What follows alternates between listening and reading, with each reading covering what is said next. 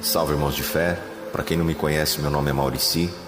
Eu sou administrador do grupo de estudos Conhecer Umbanda, no Face, no WhatsApp. Grupos estes que têm a proposta de esclarecer a religião de Umbanda, bem como desmistificá-la. Eu sou também dirigente espiritual do Fraternidade Umbandista Pajacó do Congo, terreiro localizado na cidade de Santa Rita do Passa Quatro, interior de São Paulo. E eu venho hoje aqui, neste primeiro momento, neste primeiro encontro, trazer uma proposta de estudo em áudio sobre assuntos pertinentes à Umbanda e que muitas vezes não são abordados com a devida atenção dentro dos terreiros.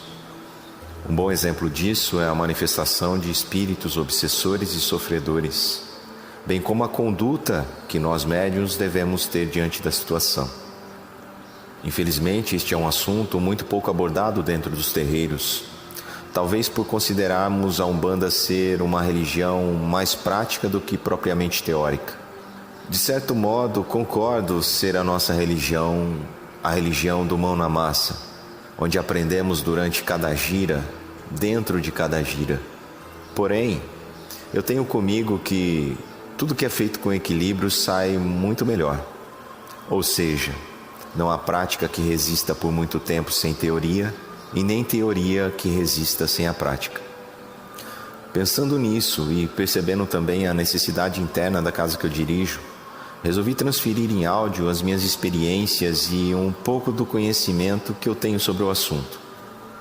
Assunto este extremamente necessário dentro dos terreiros, considerando que o encaminhamento dos espíritos que se incluem nessas classes, bem como a melhora do consulente que vem em busca de auxílio no terreiro, estão diretamente ligados às assertivas do corpo mediúnico durante todo o processo. É importante neste momento apontar a importância da literatura espírita disponível sobre o assunto, como base de nossos trabalhos, haja vista que não possuímos nada muito profundo e específico direcionados a nós umbandistas. Por outro lado, devemos compreender que os trabalhos se processam em egrégoras e religiões diferentes, havendo assim a necessidade de uma certa adaptação do médium no que diz respeito à atmosfera e à realidade em que se processam tais fenômenos. É importante também relatar aqui que os conceitos transmitidos por mim dizem respeito ao segmento de Umbanda que eu pratico, onde eu estou inserido, considerando também, é claro, toda a carga de experiências obtidas ao longo da minha educação mediúnica. É importante também deixar aqui registrado que não é o meu intuito esgotar este assunto com meia dúzia de áudios, nem tampouco convencê-los daquilo que eu apresentarei. Aliás, eu peço inclusive que não acreditem de pronto naquilo que eu disser, e sim que façam experiências utilizando as técnicas que aqui serão transmitidas no dia a dia de terreiro e no momento que for oportuno.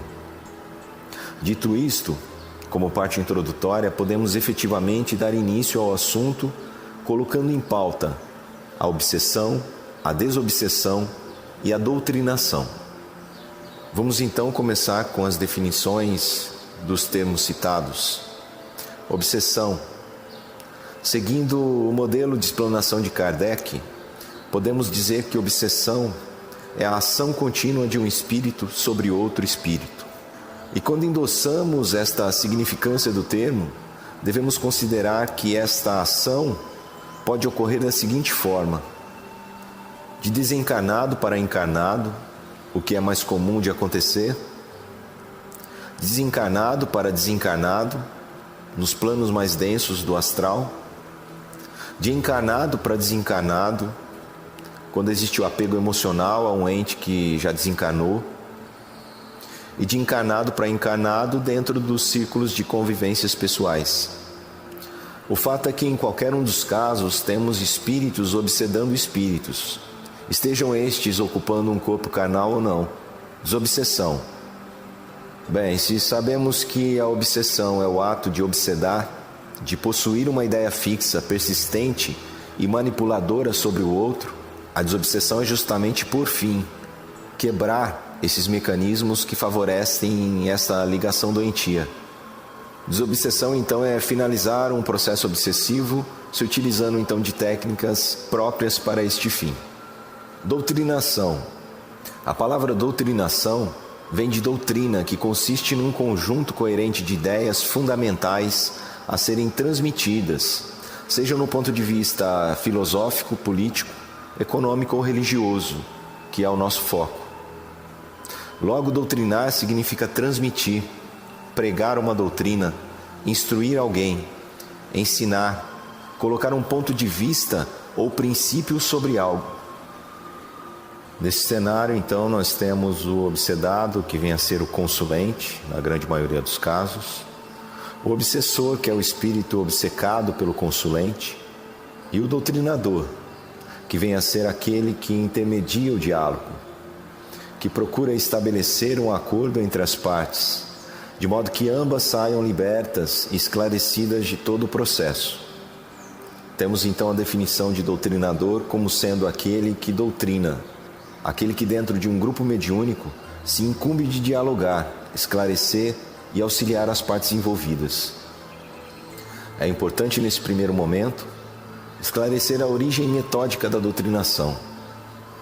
A doutrinação, enquanto método constituído por técnicas, foi desenvolvida por Allan Kardec, que a partir do momento que iniciou o processo de codificação espiritual, compreendeu e observou quão severos eram os procedimentos com aqueles doentes, entre aspas, que sofriam de alucinações e ataques repentinos de loucura. Na verdade, pessoas com um potencial mediúnico aflorado, sofrendo ataques de seus desafetos do passado, pessoas classificadas pela ciência como esquizofrênicos, loucos, psicóticos, e da igreja da época como possuídos pelo mal. Kardec chega então com a proposta de humanizar este trato com tais manifestações, de modo a esclarecer as partes envolvidas e conduzir o espírito desencarnado à luz. É importante que se faça aqui um parênteses na palavra luz, porque muitos irmãos acreditam que o significado esteja voltado ao fato de iluminar aquele espírito, clareá-lo, tirá-lo das trevas.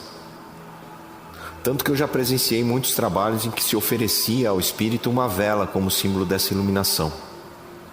Embora eu compreenda que muitos espíritos envolvidos neste processo fazem parte de faixas vibratórias classificadas por nós como sombras e trevas, a luz aqui referida diz respeito ao esclarecimento do espírito.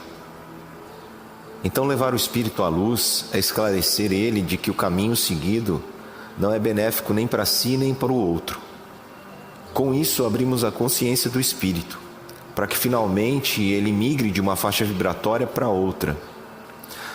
Imaginar que acender uma vela, sem ao menos buscar esclarecer o espírito manifestado do equívoco que ele comete, é no mínimo uma imaturidade. A luz da vela, sem o poder da palavra que firma e estabelece um objetivo através da nossa intenção, é um recurso inútil em qualquer circunstância. Bom, então eu vinha dizendo a vocês que Kardec, a partir do momento que codifica o Espiritismo, metodiza a doutrinação e reinterpreta os conceitos daquilo que era visto pela ciência como distúrbios mentais e pela igreja como possessão demoníaca. Percebam que eu estou falando o tempo todo sobre métodos. Eu disse que Kardec metodizou a doutrinação, ou seja, ele desenvolveu recursos para que pudéssemos conduzir a situação. Agora, como estamos falando deste paradoxo entre a ciência e a religião, eu gostaria de colocar aqui um parênteses, somente a título de conhecimento, para entendermos como eram tratados os pacientes, entre aspas, acometidos por processos obsessivos em outras épocas. Bom, primeiro vamos abordar a visão médica da época. Como eu disse, o paciente era tido como louco, demente, esquizofrênico, recebendo desta forma os tratamentos que iam desde psicotrópicos fortíssimos até tratamentos à base de choques. Agora, creio que o auge da ignorância e a falta de humanidade tenha sido na época em que eram realizadas nos pacientes um procedimento chamado lobotomia, que na realidade era um procedimento cirúrgico altamente invasivo que consistia no corte das vias que ligavam o lobo frontal ao tálamo, literalmente desligando a pessoa do mundo, tornando-a um zumbi, aprisionando o espírito atormentado dentro do seu próprio corpo. Eu vou deixar disponível algumas imagens que caracterizam este tipo de procedimento. Por outro lado, visto pelos olhos do religioso, tais manifestações estavam associadas aos demônios, que por algum motivo possuíam o corpo da pessoa, levando-a a cometer atos contra o próprio corpo e contra todos aqueles que viessem intervir naquela manifestação. Diante disso, a igreja, após constatações da chamada possessão, disponibilizava uma pessoa especializada neste tipo de trabalho, conhecida como exorcista. Só a título de curiosidade, eu separei algumas fotos de uma jovem de 16 anos chamada Annelise Michael. Segundo a igreja, esta jovem tinha consigo a manifestação do demônio e passou por várias sessões de exorcismo, até que veio a falecer. Na época, o caso se tornou público e foi levado ao tribunal, onde os réus, seus pais e o padre exorcista foram condenados por omissão de socorro e maus tratos. Para a ciência médica, Annelise era esquizofrênica e poderia ter sua vida prolongada caso não houvesse as interrupções dos tratamentos. Enfim, essa é uma história real que deu base ao filme O Exorcismo de Emily Rose e a tantos outros filmes baseados em possessões, como foi o caso do filme O Exorcista. Enfim, eu estou colocando esse assunto em pauta para explicar para vocês o quanto foram incompreendidos os processos obsessivos ao longo do tempo. E aproveitando também para sugerir aqui uma reflexão sobre quantos e quantos médiuns não foram lançados em manicômios, tendo a sua mediunidade e seus corpos mutilados pela ignorância humana. E indo um pouco mais além, quantos e quantos médiuns não foram e não são hoje em dia tratados como loucos por conta da falta de entendimento sobre o assunto. Enfim, irmãos, para este primeiro momento é isso. Nós voltamos a nos encontrar no áudio de número 2, onde trataremos do assunto relativo aos tipos de obsessão, bem como os tipos de espíritos manifestantes.